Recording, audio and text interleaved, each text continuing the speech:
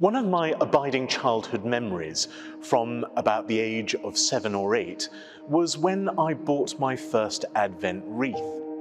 I set it carefully on our hall table near to the family Christmas tree as the centerpiece of reverence and hope in this wonderful season. As the whole family gathered around to light the first candle on the first Sunday of Advent, I noticed a little problem. The candles didn't fit the holders. "Don't worry," said my ever-practical grandfather, pulling a roll of duct tape from his pocket. Minutes later, the candles stood upright, albeit with some silver tape roughly wrapped round their bases. Looking at this, and being the slightly brattish child that I was, I said rather indignantly, "Is this how we prepare for Jesus? With duct tape?" The laughter that followed was the perfect start to the Advent season. Imperfect, full of good intentions, and wrapped in a little bit of humour. Advent is a season of waiting, hope, and preparation.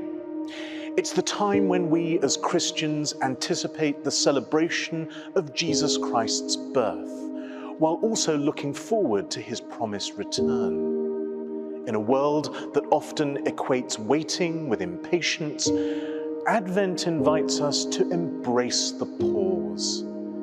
The beauty of this season is not found in perfection, but in the quieter moments when we can reflect on the true meaning of Christmas and the gift of the Christ child that has been given to each and every single one of us.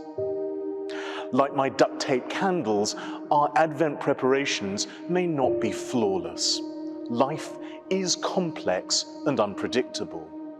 We forget to buy the right candles, forget to say our prayers, or get so caught up in the busyness of this time that we lose sight of the sacred. And yet, Advent reminds us that Christ entered this very kind of imperfect world for our sakes. He came not for the polished or the prepared, but for the ordinary, the broken, the messy. The Advent wreath itself, with its progression from darkness to light, is a powerful symbol.